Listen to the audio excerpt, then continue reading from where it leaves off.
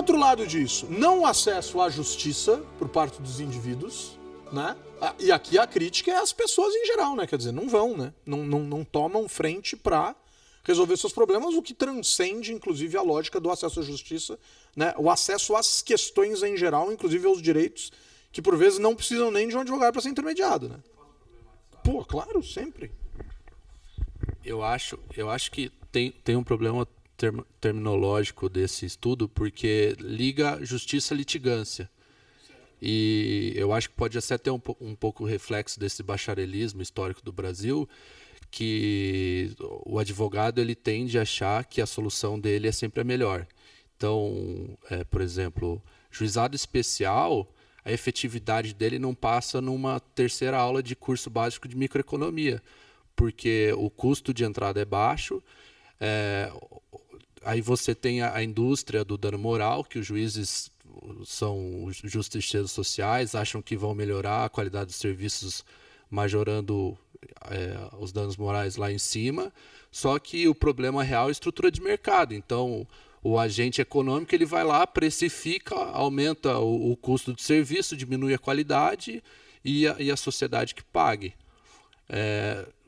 Será que a gente não deveria passar por um estudo mais aprofundado do acesso à justiça no enforcement de contratos, nas relações de propriedade do Estado, que também são péssimas, muito de acordo com o patrimonialismo e toda a construção histórica desse próprio bacharelismo de relação entre os puxa-sacos e o rei, né? O Sesmaria, toda essa parte. Você não acha que está mais nisso do que acesso à justiça através de uma litigância jurídica estatal? Legal. Não, acho ótimo. Eu concordo plenamente, inclusive gosto muito, e aí uma questão mais particular, tal, dos termos, né? Do rei, do súdito, dessa condição que nós nos apropriamos dela de maneira negativa, né? Essa eu não conheço. Ela tem três bíblias. É um professor que virou professora de economia de Chicago, que ela faz um estudo sobre a história econômica. Então ela fala que os países que atingiram um capitalismo mais desenvolvido, e não só um capitalismo, mas uma qualidade de vida dos cidadãos mais desenvolvidos, são os países, primeiro, que vêm do feudalismo, que mesmo, diante de todos os problemas, o feudalismo, o sistema feudal, era muito superior ao sistema que a gente tinha em Portugal, por exemplo, que era algo muito mais horizontal. E também, quando você teve a queda da nobreza, você teve uma elevação da burguesia. E nos países, em Portugal e no Brasil especificamente, quando você teve uma queda da nobreza, o rei, para ele se manter como ele era o real proprietário das terras, e ele fazia a concessão mediante sesmaria, o que ele fez? Ele aumentou o poder dele e criou um poder falso, que é o poder estamental colado ao rei. E a burguesia continuou, obviamente subiu um pouco de status, mas ela não atingiu níveis de poder que atingiram, por exemplo, na Inglaterra e em outros países que conseguiram se desenvolver de uma forma mais sustentável. Isso é bem legal. Essa leitura dialoga muito bem com a teoria institucional do North, né? Que vai falar a respeito da lógica, do peso das instituições e do impacto das instituições na realidade das nações. Né? E do Sérgio Buarque de Holanda, quando conta que a permeabilidade da nobreza portuguesa, que vendia título e te aceitava, e a ideia do sujeito que colocou como ideal de vida ser nobre e não ser burguês, explicam de certa forma isso, né? Quer dizer, sim. Então essa ideia é uma ideia muito interessante. Agora, nesse sentido aqui, em especial nessa ideia do litígio, né, dessa ideia do que é isso em termos de acesso e de instância, e a contraposição disso, a ideia que você colocou de que talvez a gente tivesse que ter uma clareza maior, um desenho institucional melhor, mais aprimorado, Eu acho que, claramente, se a gente aprimorasse isso, a gente ganharia muito no nosso dia a dia. Pois é, perfeito, perfeito. Quem litiga se tá tudo ótimo. Mas assim, se tem 60% de pessoas que teriam problemas e poderiam acessar a justiça não acessaram, falar em cultura de litigância, eu acho que é um pouco estender a ideia de que a gente tem um judiciário que os bancos são 30% de todas as pessoas que acessam a justiça. É uma cultura de, não é cultura de litigância para estatal. Então o Estado ele, participa de 80 e poucos por cento de todos os litígios e o resto são de mercados altamente regulados pelo próprio Estado. Então a gente não pode falar em cultura de litigância, porque o cidadão que precisa acessar não acessa. A gente está falando de uma cultura na verdade, uma burocratização e uma elitização no acesso à justiça. É o contrário. Então, mas a despeito, né, da definição clara, e sinceramente falando, eu tenho dificuldade em dizer o que é o quê. Não é exatamente a minha área de estudo, mas o fato é, a estruturação do Estado e parcela da nossa cultura cria um problema significativo aqui em relação ao acesso à justiça, né? Quer dizer, seja pela forma como a gente estruturou, e pode ter tudo a ver com essa lógica institucionalista, seja pela forma como a gente age, a gente tem um problema sério em relação a isso, né? De acesso à justiça, mas entendendo aqui justiça não só como uma capacidade extraordinária de resolver, mas sequer de ter o problema, né? E a minha crítica à cultura de litigância é basicamente ao JEC e, assim, empresa que tem um oligopólio, ela faz análise de custo, compliance e vê se vale a pena seguir a lei ou não com base no retorno financeiro. É uma conta bem simples de fazer, com estatística e teoria do jogo você faz em 2 dias. Existe um motivo pelo qual o JEC existe. Existe um motivo que o JEC não é para dar dinheiro ou ser válido financeiramente para o Estado. O JEC é para garantir o acesso à justiça. Então, a questão é essa, mas é a conta que você faz em relação a isso, né?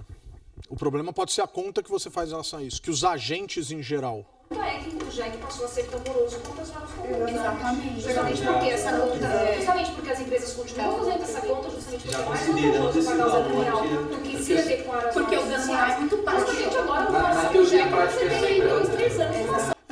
Eu já ouvi muito de atendimento a cliente de empresas, coisas do tipo. Não, o senhor procure seus direitos então. E o sentimento... E aí eu caio naquilo que a Dê falou. Puta, que preguiça, bicho. Que saco.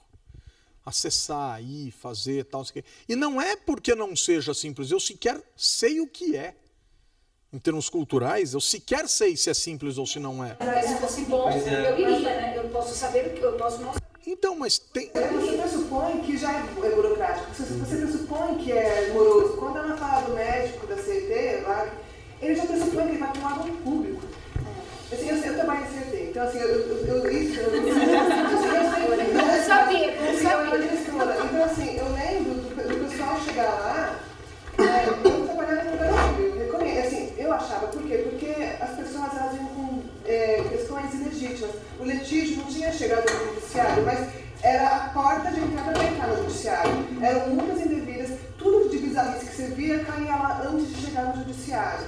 Então assim acontece, o cargo, eu passei em concurso público, era lista de gestão, era aberto para formados em direito e administração. A única advogada que entrou fui eu, o resto era tudo administrador. Então quando tinha pino, chamavam a mim, porque na verdade para eles era ótimo, porque eles não tinham que acionar o jurídico da empresa, eu estava lá como advogada.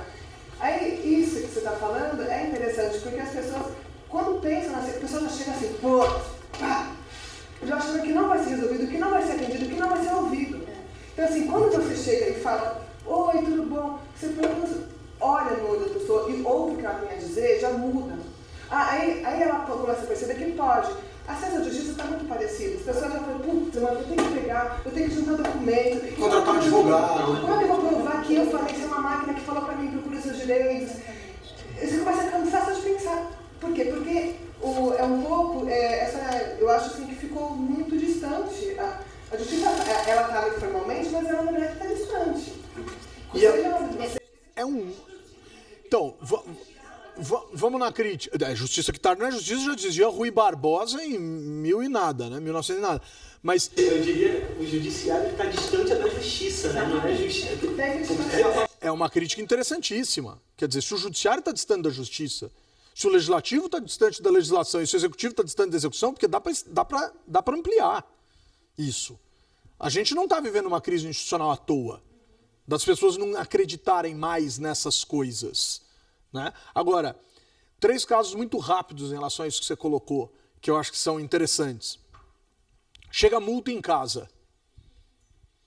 E a multa era completamente injusta, completamente absurda, assim, completamente absurda. Uma multa num horário, o carro estacionado embaixo da placa que dizia que a partir daquele horário podia, e a multa lavrada no horário que podia estacionar.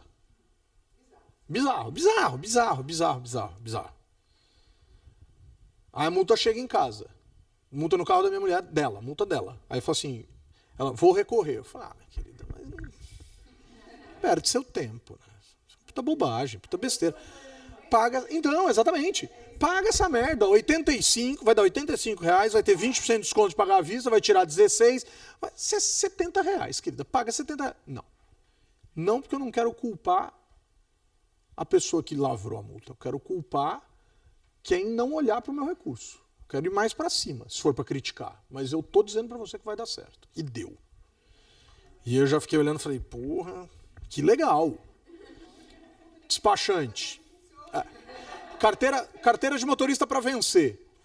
Carteira de motorista para vencer. Vou ligar na autoescola que eu tirei minha carteira.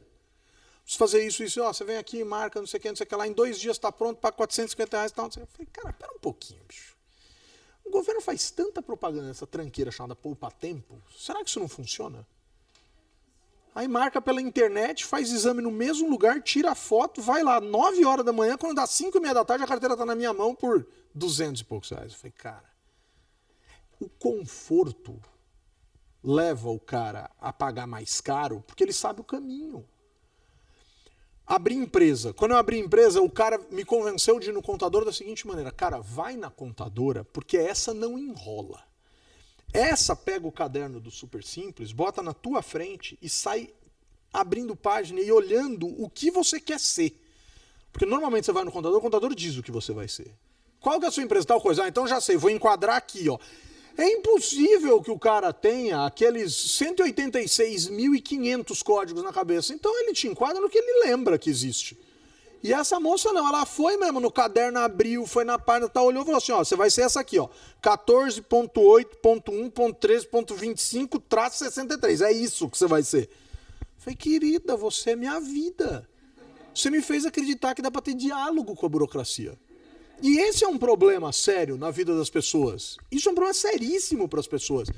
Simplificar, mas não simplificar para nós, que somos extremamente preparados para uma série de situações na vida. É simplificar para quem não é você. Quantas cartilhas, quantos textos de formação política eu escrevi na minha vida sobre o sistema eleitoral brasileiro, dizendo assim, puta, bicho, agora eu cheguei no estado da arte. Agora até uma paca entende. Não entende. É dificílimo o raio do sistema eleitoral brasileiro. É dificílimo. Até o dia em que a gente foi com uma garrafa, com um monte de garrafa de água para dentro de uma aula, e com um garrafão gigantesco, e com umas garrafas de tamanhos diferentes, tal, não sei o quê, explicando pro cara, ó, isso aqui é voto. Aí esse tem. Aí, ó, tá vendo, cara? Se a soma de todos esses fundos de garrafa derem uma garrafa, tá eleito. Qual garrafa você enche primeiro? Aí um cara levanta a mão e fala assim, professor, é mais fácil, aqui já tá mais cheia. Então, o que tem mais voto fica com a vaga. E ele não precisa ter a garrafa cheia. Basta que os colegas de coligação tenham. Puta, professor, então é assim? Puta, é assim. Então vamos filmar isso. Para explicar desse jeito, porque talvez seja mais fácil do que escrever, porque escrever as pessoas não leem. 73% de analfabetismo funcional nesse país. Ninguém tem orgulho disso, mas é a realidade. Então esse é o grande lance. Né? É como tornar as coisas simples a ponto das pessoas conseguirem acessar. E mais, como é que eu acesso a carreira? Primeiro que a justiça se tornou mais complexa do ponto de vista daquilo que existe dentro da justiça. Então, por exemplo, um dos exemplos são os juizados especiais, com críticas, obviamente, com elogios, com uma série de coisas, mas a justiça se tornou maior, mais complexa. O número, né, uma presença pública maior, um número infinitamente maior de juízes nos últimos anos, passou de 5 mil para 15 mil. Diga, Deus. As relações entre as pessoas ficaram mais complexas. Também. Porque isso é tudo é que a gente tem que ir lá atrás. Eu acho que tudo é como se fosse um dominó que vai caindo e vai derrubando tudo. Antigamente, para hoje, 10 anos atrás, o judiciário, a demanda era muito diferente. As relações estão... O mundo cresceu, evoluiu, a medicina evoluiu e as coisas ficaram muito mais complexas também. Perfeito. Eu acho que isso acabou gerando... E exige uma velocidade de coisas que, por vezes, a gente não consegue atender. Né? Que é desse jeito. Né? Quer dizer, a justiça não consegue, e mais importante do que a justiça nesse caso, a própria legislação não atende. Mas é que nem tem tanto, né, com a modernização, a informatização dos processos. Eu não acho. Que é uma coisa muito louca, né? A gente tá cobrando informatização em 2016. Falando em acesso à justiça, num país com 73% aí de analfabetos funcionais, você precisa ter um processo digital em Macapá. Tenso. O Ajude começou no norte do país, onde as pessoas eram justiça itinerante no bar. Então, e não precisa ir nem tão longe. Né? E não precisa ir nem tão longe. Cidades da Grande São Paulo mesmo. Né? Bizarras, em termos de... Diga. Então, vamos lá. Então aqui, para além disso, de toda essa complexidade maior, judicialização de políticas públicas, etc., uma série de coisas aqui, discussões enormes, imensas, vamos chamar atenção para isso aqui, para essa heterogeneidade maior da magistratura, via aumento de magistrados. É muito interessante, as pesquisas são muito claras em relação a isso. Aqui, mais mulheres e mais filhos de pessoas simples. Isso aqui dá uma cara nova para a magistratura. O Brasil tem uma elevação expressiva do número de mulheres na magistratura. Nas carreiras de justiça em geral. Tem estados, inclusive, que já tem mais delegadas do que delegados. Né? Amapá e Bahia, acho que são dois casos bem interessantes de olhar para as mulheres dentro das delegacias de polícia. E os filhos de pessoas simples. Estou usando simples aqui entre aspas, mas quando o cara preenche aquela ficha de ingresso na magistratura, tem lá grau de escolaridade do pai, não tem outra informação que não essa em relação aos pais, então não vai dizer se o pai é juiz, se a mãe é desembargador, não é isso, mas grau de instrução dos pais, algo para menos do que o superior completo, o que impossibilita o sujeito de ser filho de magistrado de um bom tempo para cá, mas mais importante que isso, primeiro grau completo ou incompleto, como escolaridade dos dois pais, do pai e da mãe. E isso é visto como uma forma de se pensar uma lógica de democratização de acesso à carreira. Sobretudo porque, no Brasil, durante muitos anos ainda é possível fazer isso, mas isso tem perdido força. No Brasil, durante muitos anos, era muito fácil desenhar a árvore genealógica do Poder Judiciário.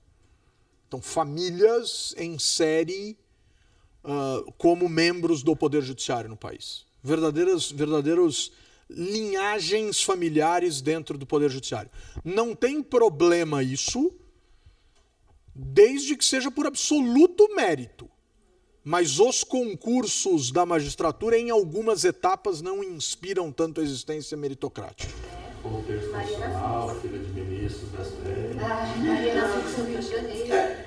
Então, eu ia citar não porque está sendo gravado. Né? Mas o que não falta é gente. Então, o que... Marco Aurélio, do Marco Aurélio, do Fux, as duas. Você fala que você está escondido aí. Muito bom. Então, olha aqui, olha só. Esse ambiente aqui nos leva a dizer que... Isso aqui são dois bons exemplos, mas não se encerram, mas que é um poder muito mais heterogêneo que em outrora.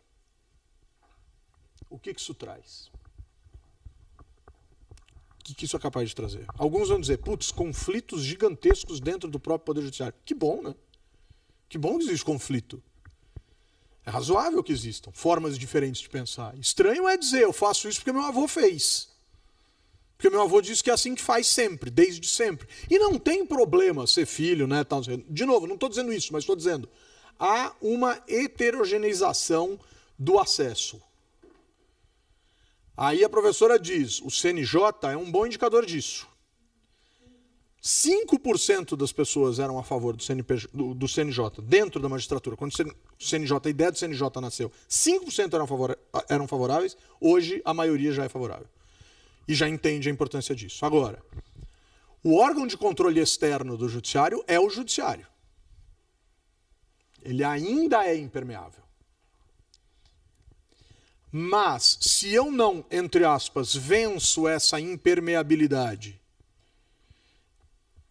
pela crítica e pela chegada de indivíduos para dentro para criticar, pelo menos eu tomo um universo mais amplo no momento do ingresso à carreira. Quer dizer, eu te incluo na carreira, ou seja, a crítica não vem de quem é de fora, como membro legitimado para isso, por exemplo, num conselho que fosse formado por outras pessoas, de outras carreiras, de outras ideias, de outras esferas, de outras formações.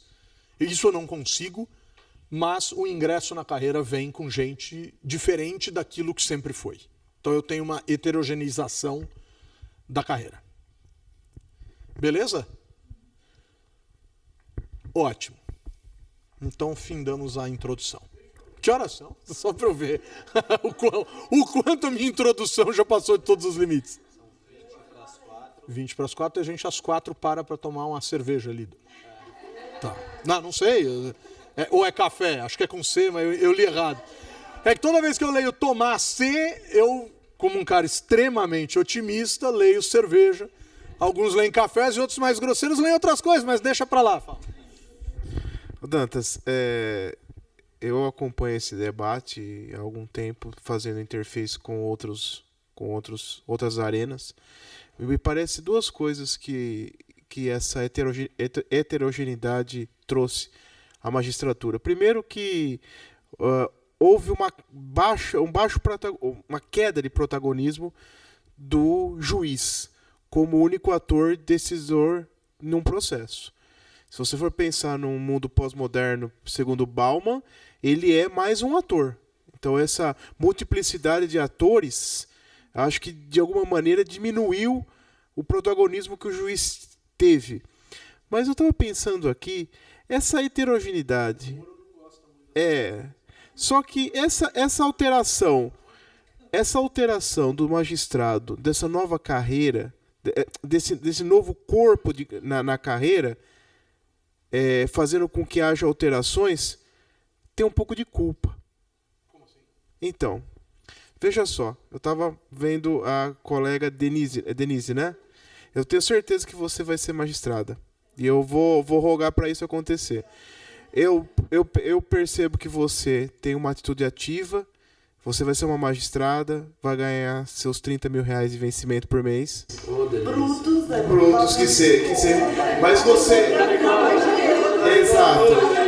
Advogada mais dinheiro, vocês estão bem barriga que eu. Não, mas eu pergunto para você, me parece que quando eu olho você não teria uma atitude passiva de servidora pública, porque isso lhe incutaria uma culpa do teu histórico e da tua vivência quando você for uma ingressa.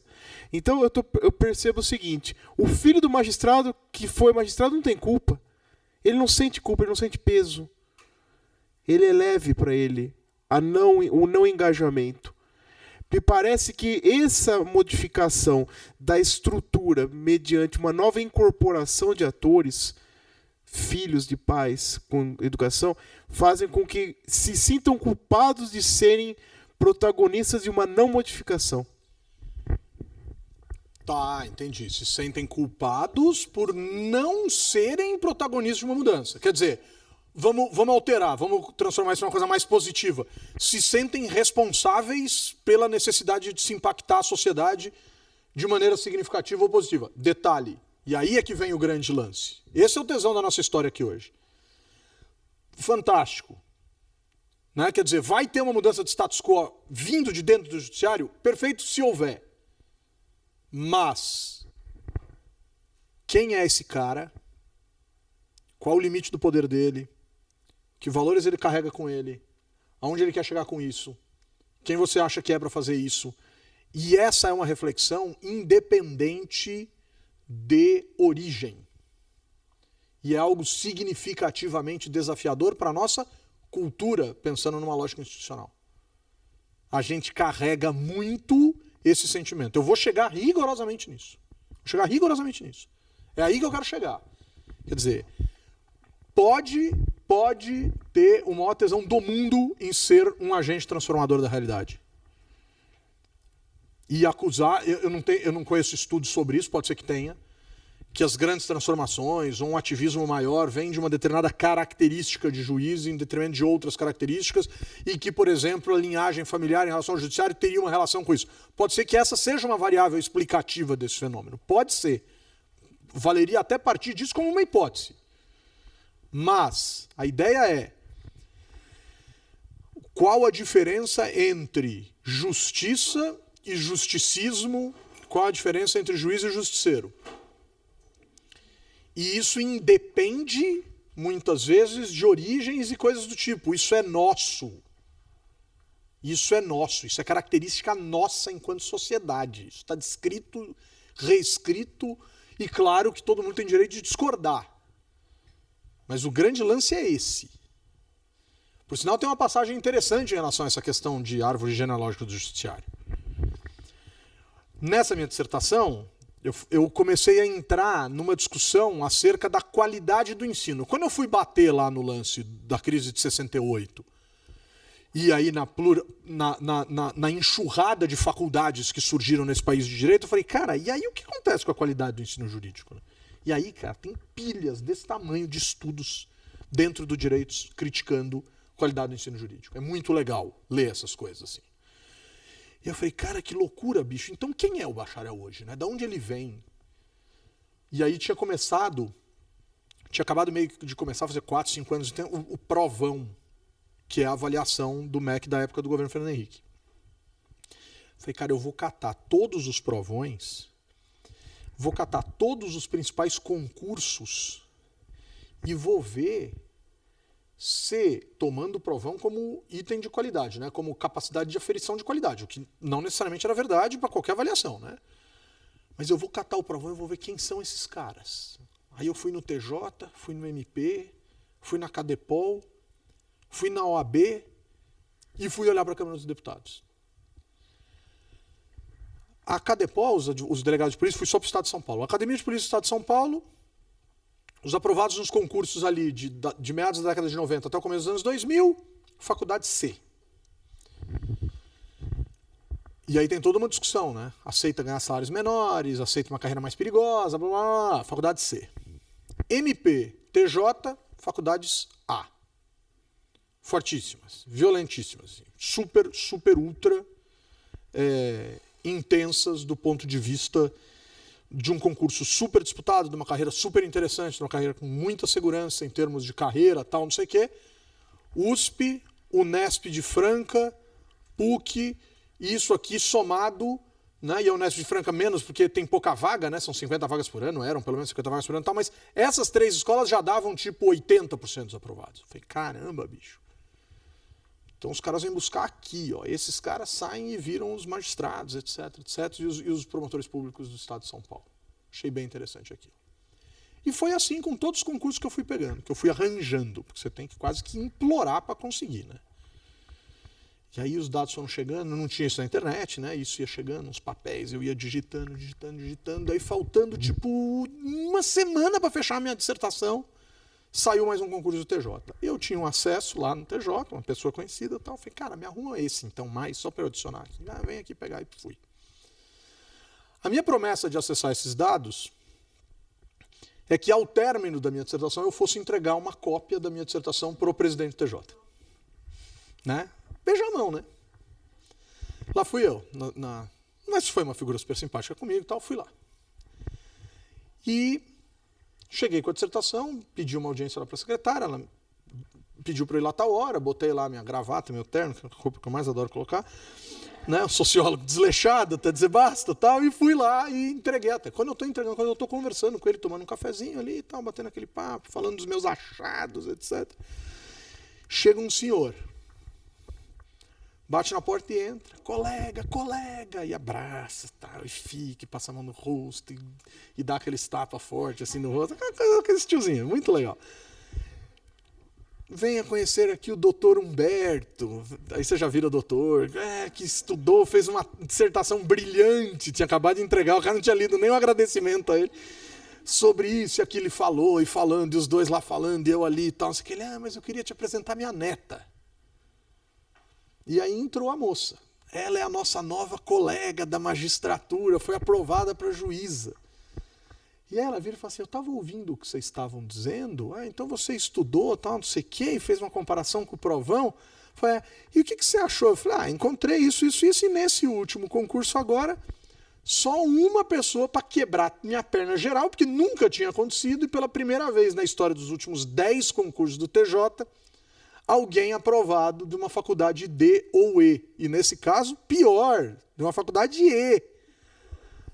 Sou eu estudei na Uniban. Eu falei, rapaz, agora eu entendi. Eu fiquei quieto, né? Eu falei, nossa, então você deve ter estudado muito mais que todo mundo, porque é mais difícil. Talvez. Não, a faculdade é ótima, é só as pessoas prestarem atenção que dá certo. Claro, só as pessoas prestarem atenção que dá certo. Deve ser assim para todo mundo, inclusive, mas é só uma coincidência. Mas que é uma coincidência interessante, lá é. Vamos aqui. Bom, diga. Fala, claro. A primeira mulher chegou no TJ de São Paulo em 97. Em 1997, foi quando as provas começaram a ser anônimas. Então, elas começaram a chegar nas entrevistas das provas. Esse é um fato muito sério. A primeira mulher chegou em 90, que péssimo. A primeira mulher chegou em 97 e o volume de mulheres começou a crescer dentro do TJ quando as provas, o conjunto ficou mais diverso quando as provas começaram a ser anônimas. O primeiro negro e a primeira mulher chegaram com a anonimidade das provas de entrar no tribunal Sem usar saia. Foi depois que a primeira mulher entrou. Foi o mesmo presidente do TJ que rolou as duas. Quem que é? Porque as juízes podiam trabalhar de calça comprida, porque eles não podiam. De Na hora de elogiar, não lembro o nome do cara? É melhor esquecer o nome. Olha só. É o Odilo Porto. Odilo Porto? Odilo Porto, 96 a 98. Olha só. Que coisa interessante. Olha como o século começa e como o século termina. Porque eu não conhecia isso e achei super interessante e tal, e certamente se tivesse conhecido teria adicionado na minha tese com certeza. Mas olha como o século começa.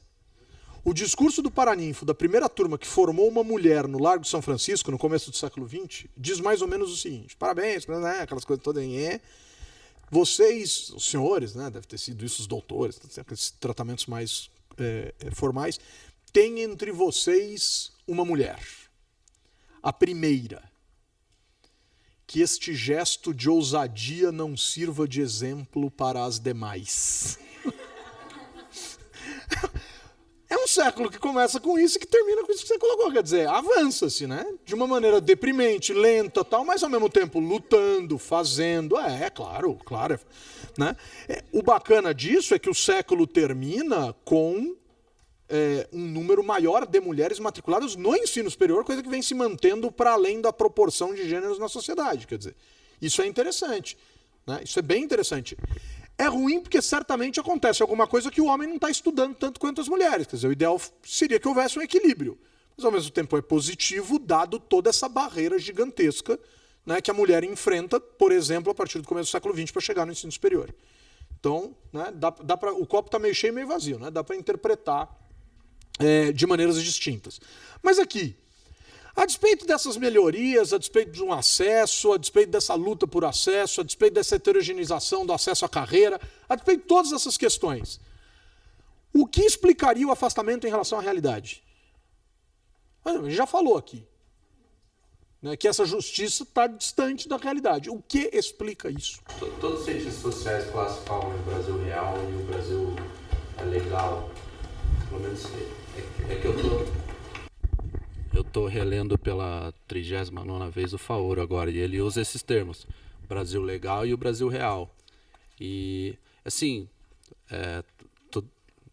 fica até meio chato, porque só tem gente da área jurídica aqui, eu também estudo. Só que o meu maior medo é que os remédios para o crescimento do Brasil sejam dados por juristas de novo, né? Porque toda a história do Brasil foi dada por juristas e tá essa maravilha que é. Então, parte-se de uma ideia ideal de uma sociedade, se faz uma análise dessa ideologização da sociedade e a partir dela se apresentam mecanismos para melhorá-la. Então, o ensino jurídico no Brasil, assim, ele é muito dogmático, né? Excessivamente dogmático. A gente estava de manhã criticando as 10 medidas contra a corrupção, que é assim, um assinte. A lei ficha limpa é uma lei completamente contra os direitos fundamentais, porque ultrapassa as justezas da pena, né? O cara cometeu um ilícito, ele pagou por ele tem que ter os seus direitos plenos políticos restabelecidos. E aí o Gilmar Mendes, obviamente que não por motivos republicanos, ele xinga a lei, mas no fundo tem sua lógica na crítica. Então, esse é meu medo. E eu também estudo economia e eu estou rezando para que não sejam economistas que proponham isso também, né? Que sim, eu acho que é muito melhor que a própria sociedade ela apresente as respostas, o pessoal das ONGs, as próprias pessoas, e não uma elite encastelada em universidades que tem que fazer isso. O interessante disso é que essa diversidade, né? Talvez o fruto da representatividade e da diversidade seja mais importante do que boa parte das questões, né? Quer dizer, mas você não vê um risco de ampliação, da mobilização, porque toda a história do Brasil foi assim. Eu acho que a história se repete. Olha, eu vou falar em nome de uma coisa que eu tenho estudado muito e que eu fico muito confortável para falar. Reforma política.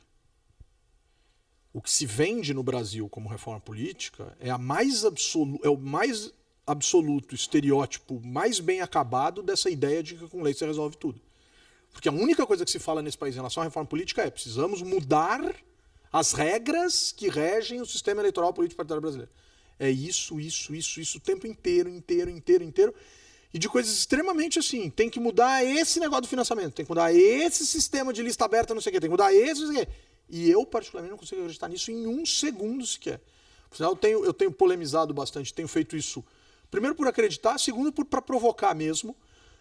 Toda a proposta de reforma política que faço assim, tá bom, a proposta é essa e o objetivo é esse. Agora vamos olhar o que a gente faz com isso à luz de quem opera o sistema.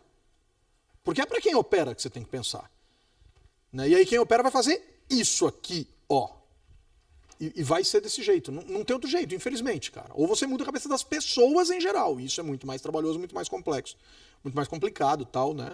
Muito mais desafiador.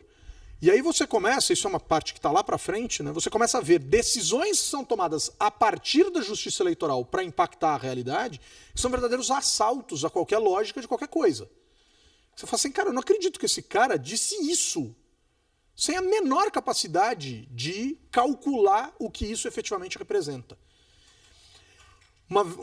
Na eleição de 2008, na TV Cultura, eu estava num programa, não lembro se era Opinião Nacional, De Olho no Voto, enfim, o Alexandre Machado estava apresentando naquela época uma linha de programas muito legais sobre eleições e tal, e me convidou para ir lá na hora do almoço do dia da eleição. E aí estava ele, né, conversando e tal, e aí tinha uma TV no meio com o símbolo da TV Cultura. Estúdio, né? E aí ele, claro, recebeu uma informação pelo ponto, falou, professor, só espera um pouquinho, tal, vamos aqui abrir porque nós estamos ao vivo com o presidente do Tribunal Superior Eleitoral, o ministro Aires Brito, direto de Brasília. Eleição municipal não existe em Brasília, o cara estava ali no plantão só para, né, olhar para as eleições em geral. E aí, ministro, obrigado pela participação, tal, não sei o que, então, o que podemos falar, avaliar, né, meio-dia, o povo está indo para a rua votar, tal, não sei o que, e aí, o que você pode... E aí veio aquele discurso. É a festa da democracia, o folclore do colorido das pessoas nas ruas. Começou... Era exatamente aí que eu queria chegar. Aí foi me dando aquele sono. Tudo que eu ganho todo mês e o que eu ganho é direito a um voto a cada 2 anos. Então, Aí vem a questão, né? Quer dizer, aí volta pro estúdio e aí, o que a gente fala? O que a gente diz? Então, professor Humberto, o senhor concorda? Não concordo. Tenho 400 cidades com forças armadas dentro de escola para garantir que as pessoas possam votar, exercer livremente seu direito de voto. Tem não sei quantas mais centenas de cidades que pediram e não foram atendidas. E o ministro vem falar em colorido folclórico? Não existe colorido folclórico. Esse direito que você exerce quando você mora numa cidade gigantesca, por exemplo, como São Paulo, num bom bairro, de levantar da sua cama, abrir sua porta, ir à escola, pegar uma fila mínima, votar e ir embora para casa, isso não condiz com a realidade homogênea do país, plena do país. Né? É dificílimo. Existem cidades no Brasil em que as prefeituras são as maiores empregadoras que existem. Existem cidades no Brasil em que de 30% a 50% dos cargos existentes nas prefeituras são cargos de livre provimento. Os ditos cargos de confiança ou puramente comissionados. O que é uma eleição? Quando o maior empregador vai ser escolhido livremente, entre aspas, pelos indivíduos e vai determinar, dali a 3 meses, 50% da população, 30%, 20%, por vezes 90%, 80% da população economicamente ocupada de maneira formal na cidade. O que é isso? Isso é democracia? Claro que poderia ser. Se a eleição fosse direitinha, se ninguém impactasse de forma significativa, se você não acordasse e falasse, putz, grilo, amanhã se o Will não ganhar, né? Se ganhar o Lucas, eu perco o meu emprego. Eu preciso matar alguém, cara. Eu preciso tirar alguém de circulação, eu preciso tirar alguém da urna, eu preciso impedir que alguém chegue, eu preciso garantir que os meus vão chegar e não que os deles vão chegar. E, cara, acreditem, isso é feito. Eu estou usando exemplos relacionados agora, a partir desse instante, da justiça eleitoral, porque essa eu conheço minimamente bem em termos de práticas. E é essa a realidade que a gente vive. E aí abre a televisão lá para um cara, o que quer fazer? Média? Não quer fazer média. É que não conhece mesmo. Não conhece mesmo. E é isso que não pode acontecer. E assim acabou sua participação nos programas televisivos. Não, rola. Boa. Falei, nós não conhecemos. É o que me dá um pouco de aflição quando tu diz que espero que não sejam os bacharéis de direito, também espero que não sejam os economistas. Eu tenho uma dificuldade, por vezes, muito grande em dialogar com esses caras que rodam uma regressão e acham que resolveram o problema da educação no país, cara. Não resolveu. E não vai resolver. O seu modelo pode explicar coisas lindas do ponto de vista matemático, mas o ezinho lá no fundo da tua regressão, o erro, esse erro aqui, que muitas vezes o cara despreza, diz, bobagem, porque todas as outras variáveis explicam, esse erro aqui é a cultura, que você não consegue muitas vezes converter em variável alguma e que vai impactar de maneira absoluta o teu cotidiano. E esse é um dos desafios mais expressivos. Por exemplo, tu já estava conversando com um amigo meu que vive disso, carreira linda, carreira brilhante, acadêmico genial, e ele dizendo, não, porque na escola basta colocar 2 professores, não sei o que, a regressão mostra. Cara, para de loucura, bicho. Colégio João Solimão, Brasilândia, perto do Morro Grande, aqui em São Paulo, uma zona extremamente violenta. Mariana, professora de Sociologia, por que tem aquela grade ali, ó? Terceira vez que eu venho aqui. O sociólogo é chato, né? Fica prestando atenção em tudo que está em volta. Por que toda vez que a gente para o intervalo, vai parar o intervalo aqui, você tem que abrir a porta, olhar, voltar e dizer assim, vamos galera, fechou. É aquela grade que você fala, fechou? Aí ela olha e fala, puta, sociólogo é foda, né, colega?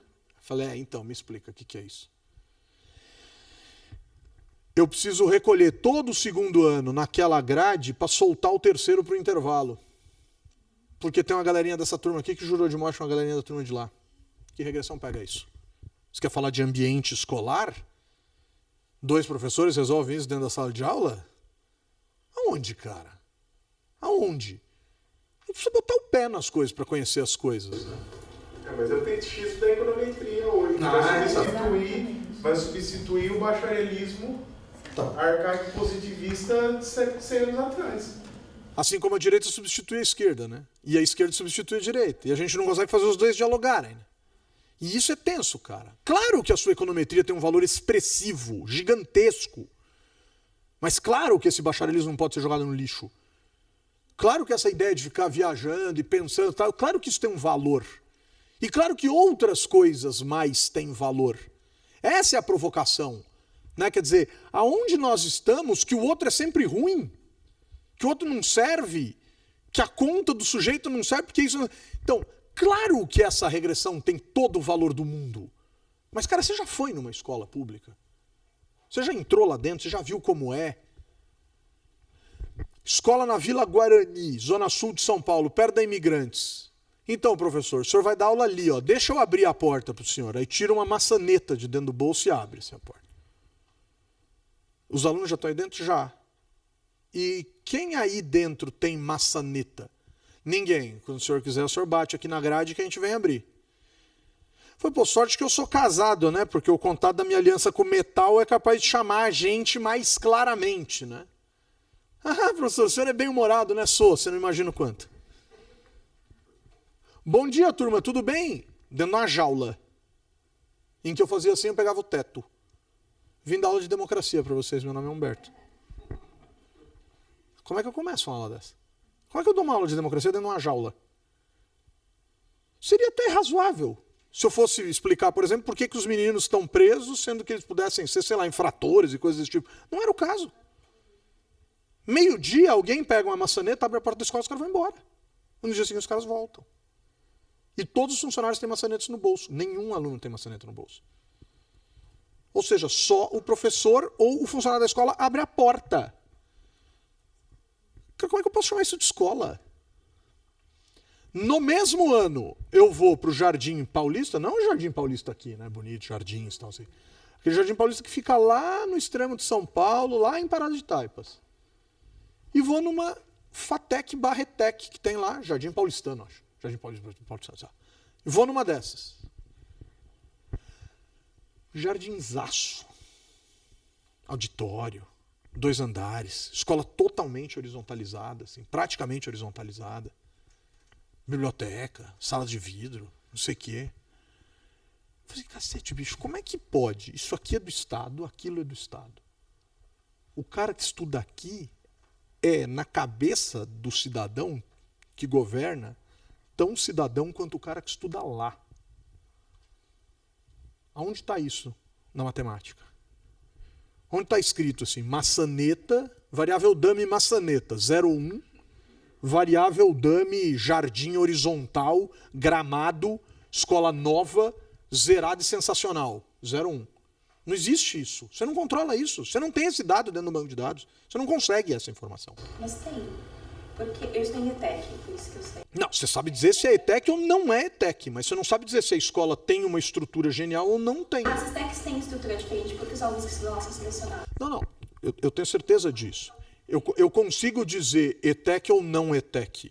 Mas, por exemplo, Francisco Morato, periferia de Francisco Morato, coloca o pé dentro de uma escola e a escola é simplesmente uma das coisas mais fantásticas que eu já vi na minha vida em termos de limpeza, conservação, etc., naquele padrão escangalho antiga, com cara de presídio.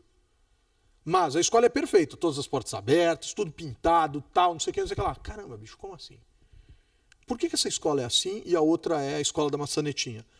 Aí dá um tilt do destino, eu encontro um aluno meu de graduação, da São Camilo, que fez biologia, passou num concurso, é professor de biologia nessa escola.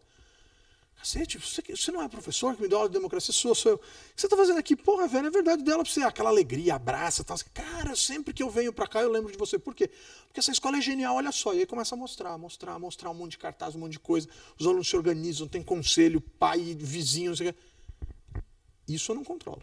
Essa variável eu não consigo colocar em nenhum banco de dados. Isso é fantástico, cara. Talvez esse cara que saia daqui saia com uma cabeça legal. O da maçaneta eu não consigo imaginar que seja possível. Por sinal, o único lugar da minha vida em que eu terminei de dar um curso de política desses, que a gente vai 3 vezes, passa 12 horas com os caras e tal, que no final, para mandar um relatório para a Fundação Alemã, eu falo assim, galera, vamos tirar uma foto, todo mundo virou as costas e foi embora. Aí 3 caras vieram pedir desculpa, professor, se você quiser a gente tira foto com você. Eu falei, não, cara, eu não tô carente por uma foto. Faz parte do meu trabalho, cara. Eu preciso tirar essa foto para botar no meu relatório. Ah, não, professor, aqui esquece. que ninguém colabora com nada. Se você tivesse dito assim, pessoal, vamos não tirar uma foto, todo mundo tinha tirado o celular do bolso e tirado foto sua, mas não, aqui não. As realidades são muito diferentes, cara. Você está dizendo que o universo paralelo é o que existe na lei e na cabeça do legislador versus realidade? Puta, então é foda. Eu não sei. Você está perguntando Tô mais perguntando do que. Porque é foda, velho. Mas eu vim aqui pra encher o saco mesmo, assim, pra provocar e dizer, cara, o mundo tá muito distante, cara. A gente precisa se aproximar. Recentemente, por iniciativa de um colega do Thiago chamado Eduardo Deschamps, que agora está no governo federal, mas era do governo estadual de Santa Catarina, eu fui dar palestra para o pessoal do CONSED, do Conselho dos Secretários Estaduais de Educação. Fui lá dizer, cara, as escolas vão ser ocupadas, gostem da ideia ou não gostem. Porque nós deixamos um vácuo de política na vida desses jovens. E eles vão ocupar isso de alguma maneira. E aí eu não estou dizendo aqui que eu sou contra ou a favor da ocupação, eu só estou dizendo, vácuo se ocupa. Espaço vazio se toma. E se o jovem entender que se faz política ocupando escola, ele vai ocupar a escola. Ah, mas isso é um movimento político. Errado. Errado. Não é isso que é um movimento político. Qualquer movimento é político. Isso é um movimento político. Nós somos um movimento político a partir de hoje, de antes de ontem. Seja ele impactante, organizado, desorganizado, o raio que seja. Isso é movimento político. Aula é movimento político, escola é movimento político, tal, tudo. E pior, discurso de político é movimento político e político eleito é movimento político. Então, como eu posso conceber a ideia de que um governador venha a público dizer eu não dialogo com esses caras porque isso é um movimento político? Qualquer movimento é político, meu querido. Aí você só dialoga com eleição? Porra! Se você vier para mim dizer isso é um movimento ideológico, isso é um movimento partidário, isso é um movimento que não dialoga com o meu plano de governo, então eu não quero dialogar com esses caras, beleza, isso é uma posição política e a gente vai gostar ou não gostar e vai enfrentar ou não enfrentar. São outros 500. Agora, desqualificar a sociedade, porque a sociedade se movimenta politicamente e essa desqualificação partir de um político é a antítese do que a gente precisa em termos democráticos para avançar. E aí eu fui dizer isso para os caras. E dizia para eles, as partes estão de costas umas para as outras. Os jovens estão de costas para o poder público. E o poder público está de costas para os jovens. Não venham tentar me convencer de que o poder público está assim para os jovens. Chega aí, vem cá, mano. Vamos conversar na ideia, velho. Não rola isso. Então também está de costas. A quem cabe virar? Se você disser a eles, eu concordo.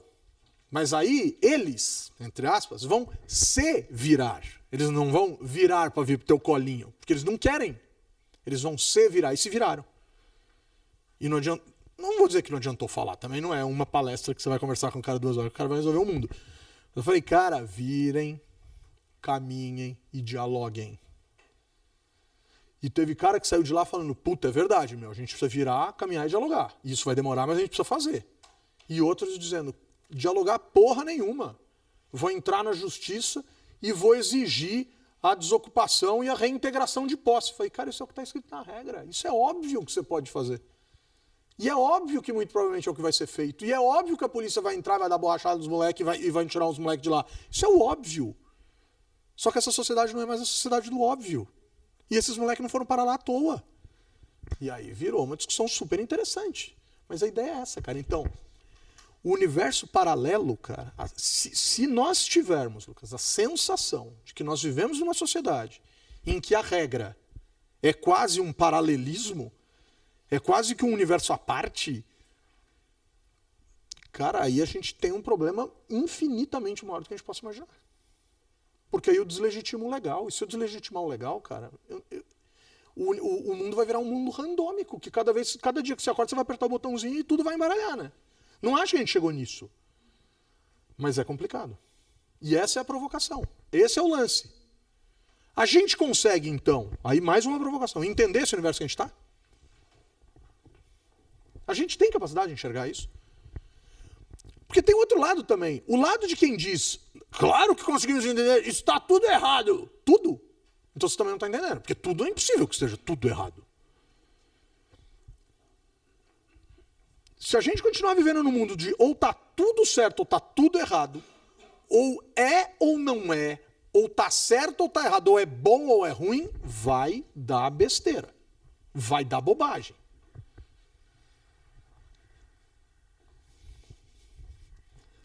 O judiciário é um universo paralelo? Tá sacanagem, né? Mas é isso aqui, né? Ó,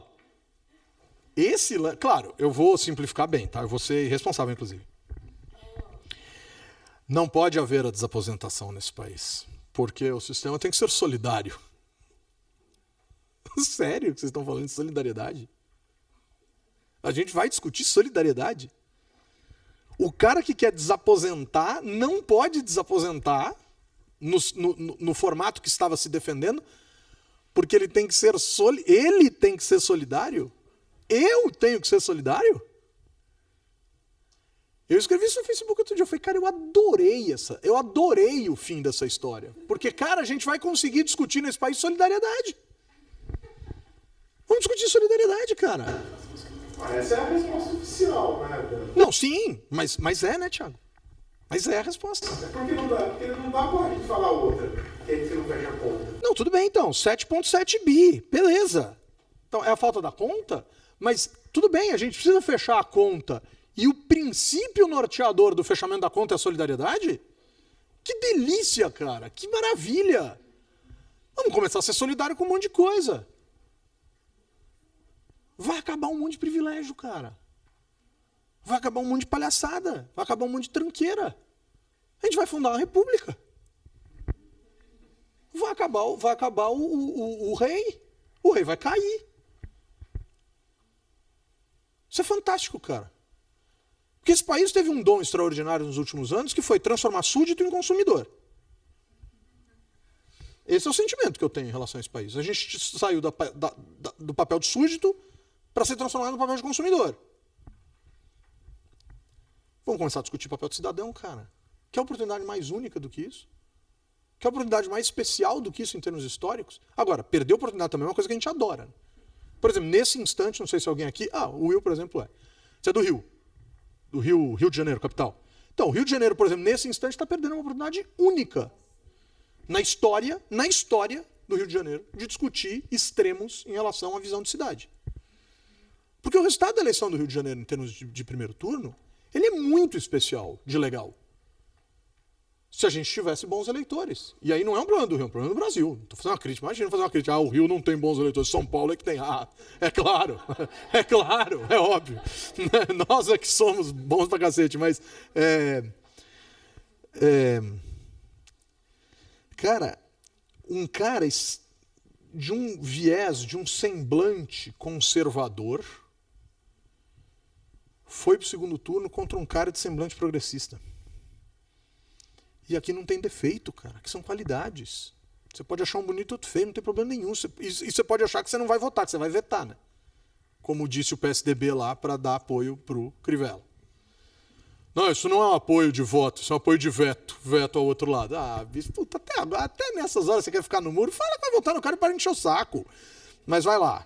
Então,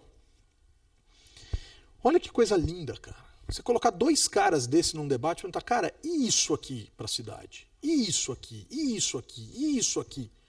E vão dizer, não, isso não é bom para a cidade. Não, isso é bom para a cidade. A gente não consegue. Não consegue, o Rio de Janeiro não conseguiu. Não, virou guerra. O Rio de Janeiro, inclusive, é uma cidade que dá para você chamar muito que existe um universo paralelo ao Rio da propaganda e ao Rio como realmente ele é. Eu costumo ir lá cerca de 3 a 4 vezes por ano.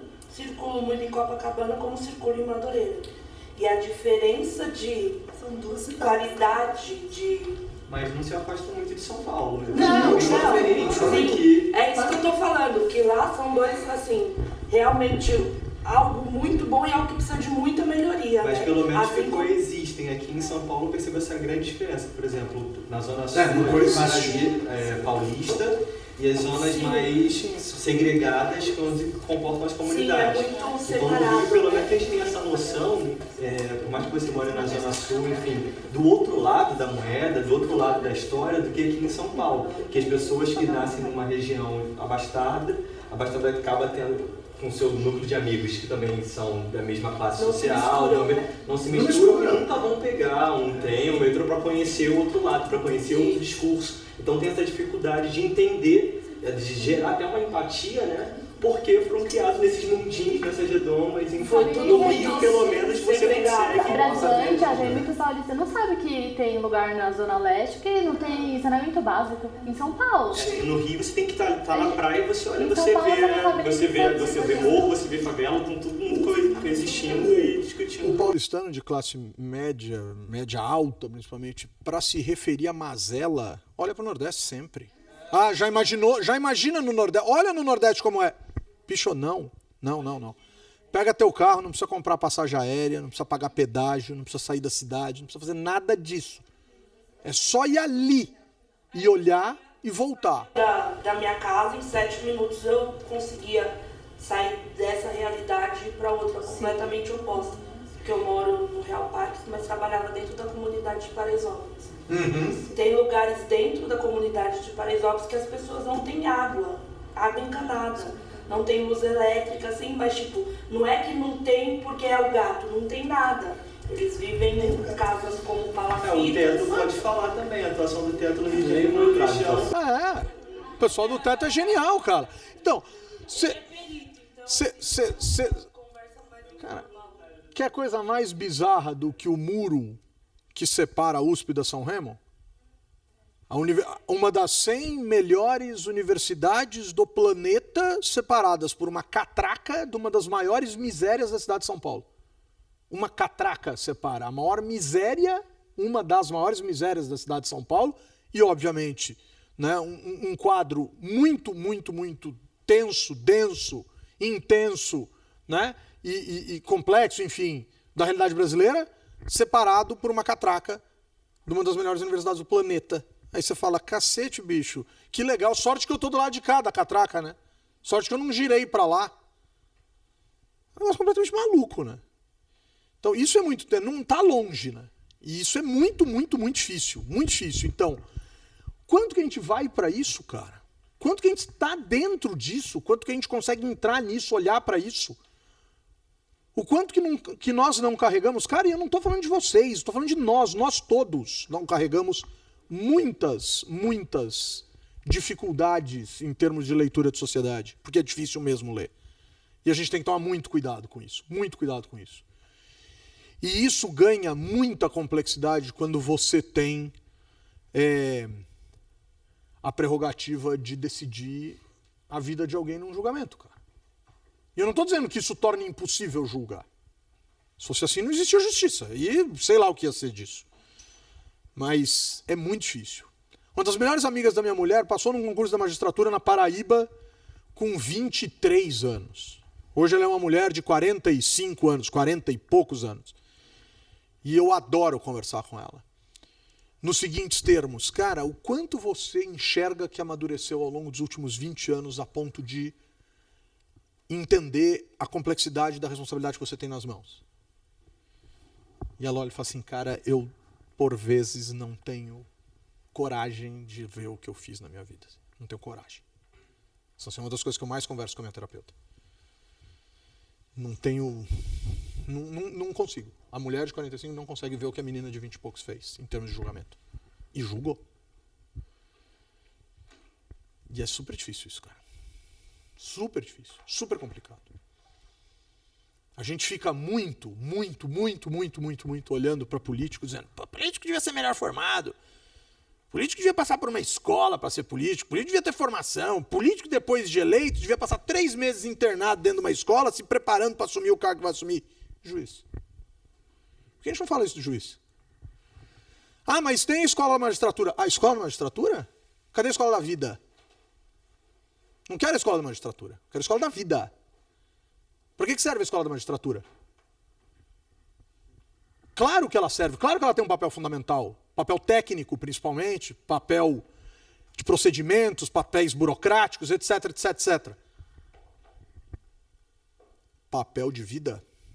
Papel de gestor. Quem estuda gestão na faculdade de Direito? Ninguém. Quem estuda gestão na escola da magistratura? Ninguém. Quem é o gestor do fórum? O gestor público ou o juiz? É o juiz, cara. Esse cara manda no fórum. Eu não vou dizer o estado, tá? Mas eu tenho uma ex-aluna minha que é um dos milagres em termos de TJs, num estado qualquer, que resolveu fazer planejamento estratégico. Aí ela foi fazer um levantamento das coisas. Ferramenta de gestão. Fazer um levantamento das coisas. Descobriu que os carros dos desembargadores têm uma autonomia de 1 por 1. 1 quilômetro por litro se gasta no carro dos desembargadores. De um determinado estado brasileiro. É impossível. Nem se fosse uma Ferrari desregulada. Carro de Fórmula 1. Carro de Fórmula Indy faz 0,8 com 1 litro. Cara, 1 por 1. Cadê o cara para descobrir o que está acontecendo com o combustível do tribunal? Cadê o cara? Cadê a pessoa que tinha que estar lá dizendo, cara, tem alguma coisa errada aqui, ó, com esse número aqui. Isso aqui não pode acontecer. Não existe essa pessoa. Porque não é gestor. Mas não vamos falar da burocracia, vamos falar de vida mesmo. Vamos falar de realidade. Cara, é muita responsabilidade, é muita coisa junta. E aí, pra gente terminar essa parte aqui, e falhou o negócio aqui. Não rolou. Passa um pra mim, cara, brigadão. Não, ih, travou, universo paralelo. Fixou. Foi. Então, só vou... Claro, cara, isso aqui é o ponto fora da curva, mas vamos lembrar de certos pontos fora da curva pra gente tomar um café. Lembrando como funciona a pauta de jornalista, né? É sempre o fora da curva, nunca a curva, né? Não vai vender jornal dizendo juízes cumprem regra, não. Juiz proíbe entrada sem sapato e doa calçado recusado. Essa história é genial, né? O cara foi na Judiciário do Paraná participar de uma audiência de chinelo. Ué, pessoa simples, cara, não tem sapato. Não é que assim, não quero usar o sapato agora porque me incomoda, ou não quero usar o sapato agora porque eu estou economizando pro casamento da minha filha. Não tenho sapato, vim de chinelo. Não, de chinelo você não entra aqui. Pode sair. A audiência está suspensa. Porra, doutor, mas eu estou esperando há meses para estar aqui. Tá? Não, pode sair. Tchau. De chinelo na minha frente, de jeito nenhum. É o rei, né? Vistas. Súdito do inferno. Saia daqui. Aí viu a merda que fez, deu repercussão. O advogado soltou na imprensa, tal, não sei o que, deu repercussão.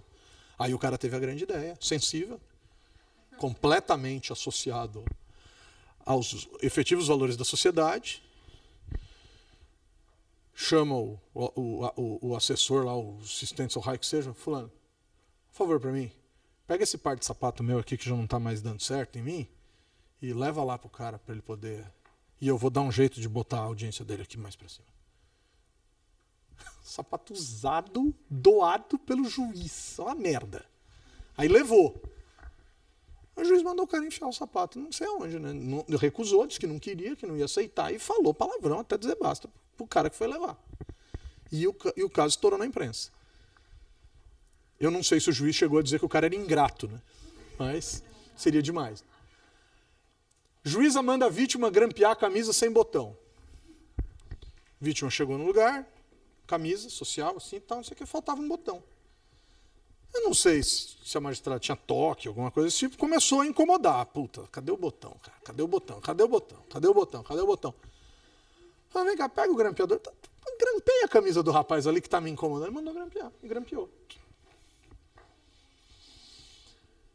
Desembargador humilha atendente por copo plástico. Isso aqui é fantástico. Esse cara tomou na cabeça. O desembargador do Rio Grande do Norte pediu gelo numa padaria.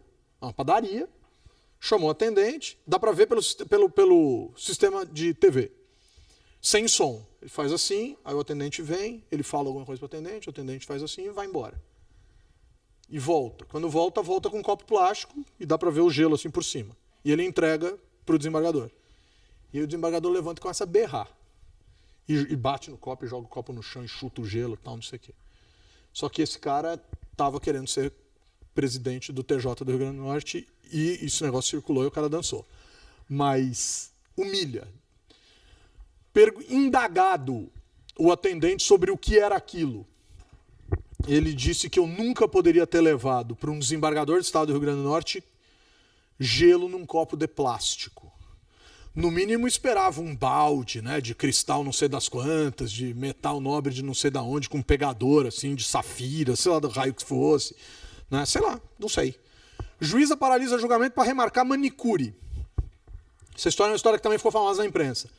No meio do julgamento tocou o telefone e ela falou, não, tem que parar porque é fundamental. Assim. E aí remarcou a manicure. E o advogado, uma das partes envolvidas, ouviu e pirou e começou a entrar em um verdadeiro conflito com a moça. Juiz da voz de prisão, agente de trânsito que parou. Esse caso ficou super conhecido, foi no Rio de Janeiro, né, causou uma puta repercussão negativa. Né, a fiscal de trânsito pediu a carta de habilitação, o cara não tinha carta de habilitação, o carro não tinha placa. Ela disse, bom, o carro está apreendido, o senhor dançou. Não, mas você não sabe o que você está falando. Eu sou juiz, eu sou isso, eu sou aquilo. Começou a carteirar a moça e mandou prender a mulher. Teve vaquinha no Rio para pagar, fizeram um crowdfunding para pagar o julgamento e ela foi condenada. Foi essa que ela falou que eu sou Deus? Exatamente. Negócio de Deus. Mas juiz não é Deus, exatamente. Tá certo.